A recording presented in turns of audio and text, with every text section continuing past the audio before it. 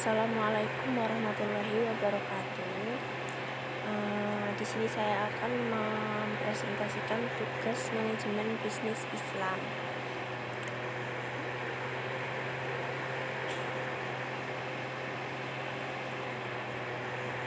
Nama saya Indah Arumsari, NIM 60202210095, kelas E kelas B, prodi Ekonomi Syariah, tentang transaksi dalam bisnis Islam.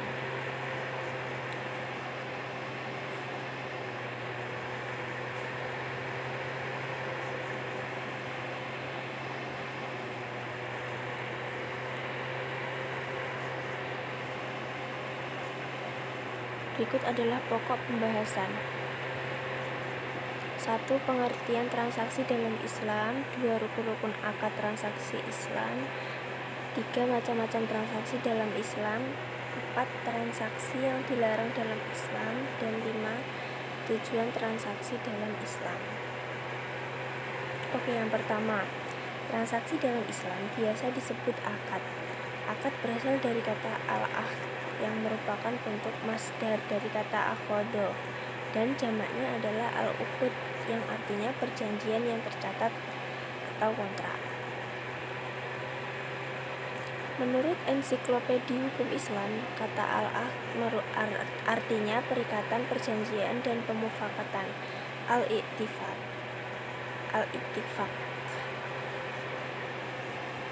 Jadi transaksi itu kalau dalam Islam disebutnya akad.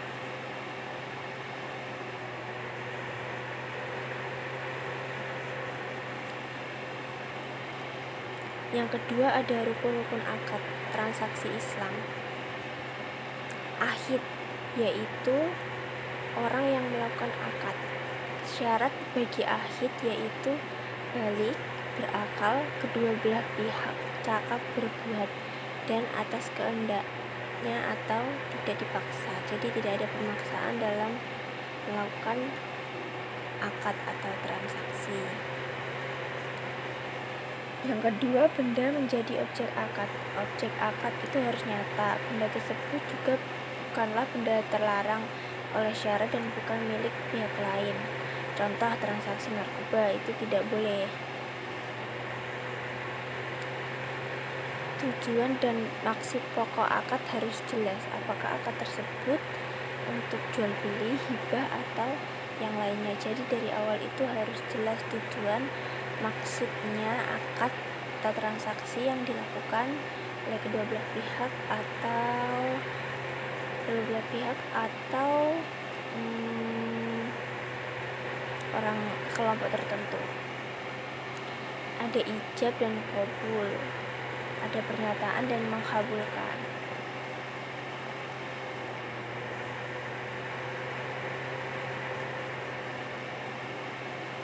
Yang ketiga ada macam-macam transaksi dalam Islam. Wadiah. Akad wadiah adalah akad penitipan barang atau uang antara pihak yang mempunyai barang atau uang nasabah dari pihak yang diberi kepercayaan. Akad mudorabah adalah akad yang berfungsi sebagai kerjasama antara pihak pertama, Malik Syahibul Mal atau bank syariah sebagai yang menyediakan seluruh modal, dan pihak kedua, Amil Mudarib atau nasabah, sebagai pengelola dana dengan kesepakatan yang dituangkan di dalam akad. Yang ketiga ada akad musyarakah, adalah transaksi didasarkan atas kerjasama usaha di mana masing-masing pihak menyetorkan dana sesuai dengan porsinya. Kemudian keuntungan dan risiko juga akan ditanggung bersama sesuai kesepakatan. Adapun keuntungan yang diperoleh bukan dalam jumlah melainkan berdasarkan bentuk persentase.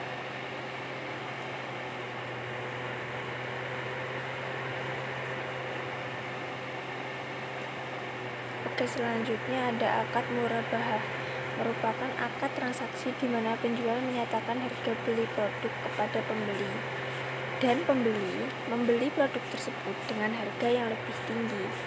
Melalui akad ini, keuntungan disepakati oleh kedua belah pihak sebagai pembeli, mengetahui harga beli, produk, dan margin yang didapatkan oleh penjual.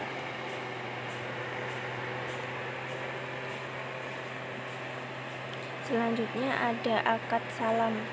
Pada akad ini, pembeli melakukan pemesanan dan pembayaran terlebih dahulu di awal. Setelah pembayaran dilakukan, penjual memproses produk tersebut sesuai dengan pembeli dalam jangka waktu yang telah ditentukan. Contoh pembelian dengan sistem pre-order. Jadi banyak banget yang ngelakuin pre-order itu, contohnya kayak makanan, misalnya beli ke teman itu kadang-kadang kita pre-order sistemnya, jadi uang dulu baru dibuatkan, nanti kalau misalnya butuhnya hari apa gitu kita baru buat, contohnya seperti itu. Selanjutnya ada akad istisna. Pada akad ini pembeli melakukan pemesanan terlebih dahulu kepada penjual. Setelah mendapatkan pesanan, penjual baru melakukan produksi sesuai dengan permintaan akad. Akad ini mirip dengan akad salam, bedanya produk yang diproses sesuai dengan permintaan pembeli.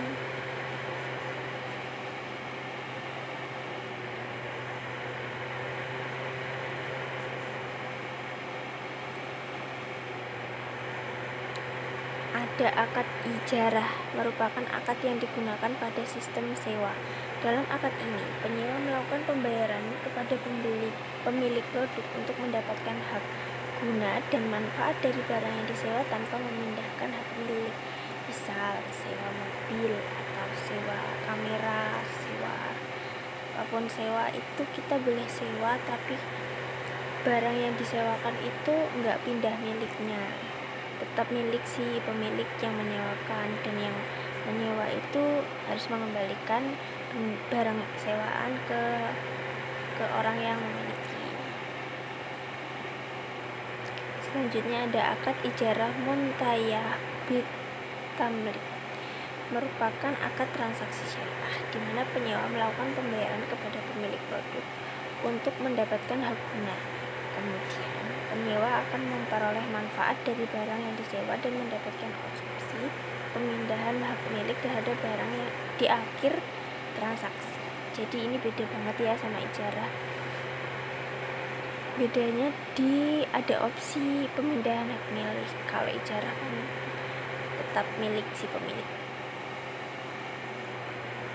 Oke, selanjutnya akad akhad, merupakan jenis akad pada transaksi pinjaman di mana nasabah melakukan peminjaman tanpa imbalan tetapi wajib mengembalikan pada waktu yang telah disepakati. Ini akad yang merupakan minjem dana tanpa imbalan, jadi beda banget sama ijarah. Jadi ini pengikatnya itu janjinya di waktu yang telah ditentukan itu harus dikembalikan. Nomor 4 yaitu transaksi-transaksi yang dilarang dalam Islam. Yang pertama, transaksi riba dapat diartikan sebagai mengambil kelebihan yang dilakukan dalam bertransaksi yang bertentangan dengan syariat. Ini contohnya bank konvensional itu riba karena mengambil kelebihan dari nasabah.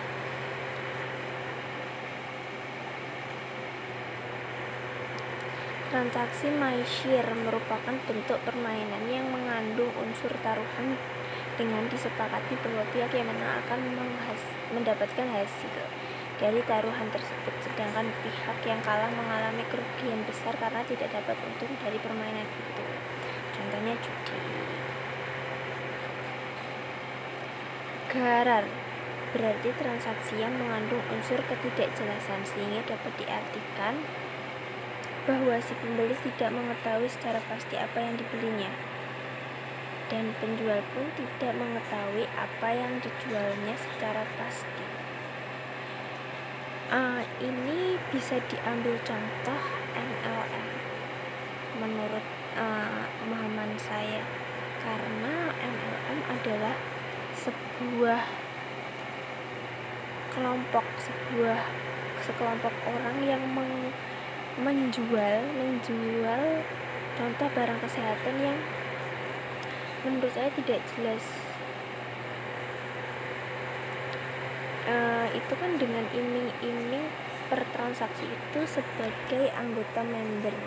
Jadi kadang ada barang yang dijual pasti, kadang ada sekelompok orang yang tidak ada barang, tetapi transaksi tersebut tetap dilakukan dengan iming-iming menjadi anggota.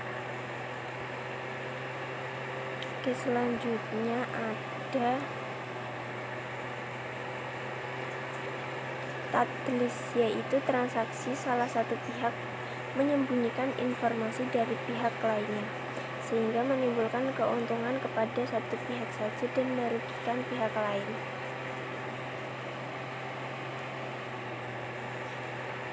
Ada darar adalah transaksi yang dapat menimbulkan kerusakan, kerugian, ataupun ada unsur penganiayaan sehingga bisa mengakibatkan terjadinya pemindahan hak milik secara batil.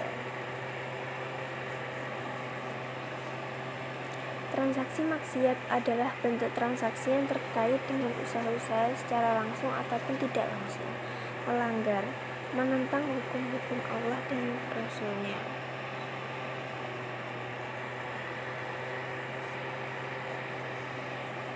Ada sub, barang haram adalah barang-barang yang diharamkan zatnya untuk dikonsumsi, diproduksi, dan diperdagangkan menurut nas terdapat di dalam Al-Quran atau Al-Hadis. Ini narkoba yang tadi mungkin juga salah satu contohnya.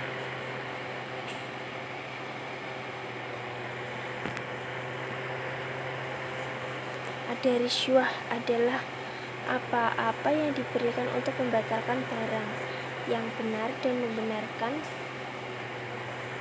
barang yang batil. Risyuah termasuk transaksi dengan dosa besar. Contohnya ada yang membuat tiruan palsu, dan kadang-kadang yang asli itu diduplikat menjadi barang yang palsu dengan zat-zat yang tidak sesuai. Jadi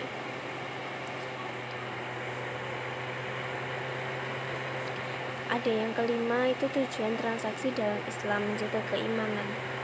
Di sini menjaga keimanan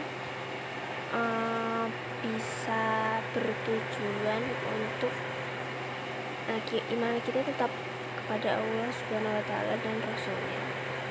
Menjaga jiwa agar tenang, karena dalam Islam transaksi yang dilakukan sehari-hari itu ada aturan dan syariat. Menjaga akal, menjaga harta, dan menjaga keturunan agar supaya harta yang dimiliki kita semua di saat ini tidak tetap berkah untuk keturunan kita selanjutnya. Sekian presentasi yang dapat saya sampaikan, kurang dan lebihnya saya mohon maaf. Wabillahi taufiq wal hidayah. Wassalamualaikum warahmatullahi wabarakatuh.